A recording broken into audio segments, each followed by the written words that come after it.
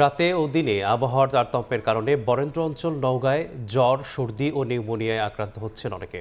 হাসপাতালে বাড়ছে রোগীর চাপ।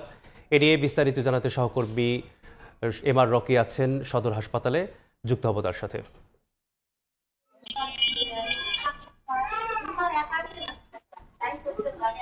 রকি,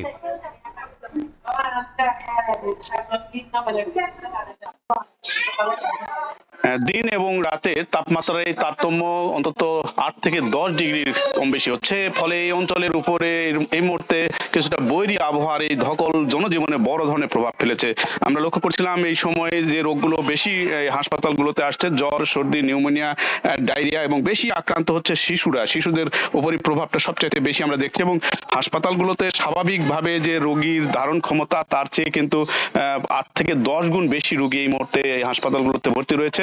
আমরা রয়েছি নওগাঁ সদর হাসপাতাল। এই হাসপাতালে মাত্র 30টি বেড রয়েছে শিশুদের জন্য, কিন্তু অতিরিক্ত এই মুহূর্তে 100-র অধিক শিশু ভর্তি রয়েছে। এবং এই অতিরিক্ত রোগের যে মূল কথা, এখানকার যারা স্থানীয় চিকিৎসক তারা বলছেন যে হঠাৎ করে এই বৈরী আবহাওয়ার প্রভাব বড় ধরনের একটা ছন্দপতন তৈরি করেছে। রাতে কিছুটা হিম শীতল তাপমাত্রা অনুভূত হচ্ছে, আবার দিনে গিয়ে সেটি কিন্তু একেবারে 32 বা 30-এর ঘরে তাপমাত্রা বিরাজ করায় ঘেমে যাওয়ার যে প্রবণতা বা দ্রুত ঘেমে যাওয়া শিশুরা, এর ফলেই কিন্তু রোগীর এই রোগের প্রকোপগুলো বাড়তি। এবং হাসপাতালে যারা আসছেন তারা বলছেন অতিরিক্ত রোগের কারণে স্বাভাবিক যে সেবা এখানে পাওয়ার প্রত্যাশা নিয়ে তারা আসছিলেন, সেই সেবাটা একদিকে ব্যাহত হচ্ছে। চিকিৎসকরা হিমশিম খাচ্ছেন। এখানে দায়িত্বরত যারা সেবিকা রয়েছেন তারা বলছেন যে অতিরিক্ত রোগের কারণে যে ফ্লোটা থাকে, রোগীর সেবা তাদের যে মাত্রাটা থাকে, সেটা পরিপূর্ণভাবে এই মুহূর্তে কিন্তু একরকম ভেঙে পড়া উপক্রম বা সেবা হিমশিম অবস্থা তৈরি হয়েছে।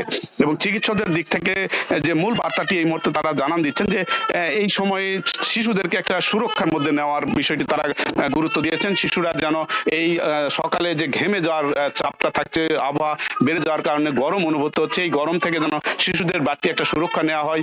এবং পাশাপাশি এই বৈরী আবহাওয়া মোকাবেলার জন্য যে সুষম খাবারের বিষয়গুলো, সেই বার্তাগুলো কিন্তু চিকিৎসকদের দিক থেকে বিভিন্নভাবে সভা সেমিনার মাধ্যমে তারা তুলে ধরছেন। কারণ এই সময়ে আমরা যে বিষয়টি দেখছিলাম যে হাসপাতালগুলোতে অতিরিক্ত চাপের কারণে একদিকে যেমন ঘাটতি পড়ছে সেবা প্রবাহ, অন্যদিকে বৈরী আবহাওয়াটা হঠাৎ ছন্দপতনের প্রভাবটি কিন্তু এই বৈরী জনজীবনকে অনেকটা অতিষ্ঠ করে তুলেছে। এবং এবার শীতের প্রকোপটা অনেকটা শেষ মুহূর্তে এসে আবার নতুন করে রাতে বাড়তি শীত এবং কুয়াশা ঝরছে। এই আবহাওয়াটাই কিন্তু এই অঞ্চলের মানুষকে এক ধরনের বিব্রতকর অবস্থায়, অস্বস্তিকর অবস্থায় ফেলেছে। এই ছিল সার্বিক নওগাঁয় শীতজনিত বা আবহাওয়া পরিবর্তনজনিত যে রোগ বালাই, তারপর আমার কাছে। সহকর্মী এমআর রকি যুক্ত ছিলেন নওগাঁ সদর হাসপাতাল থেকে।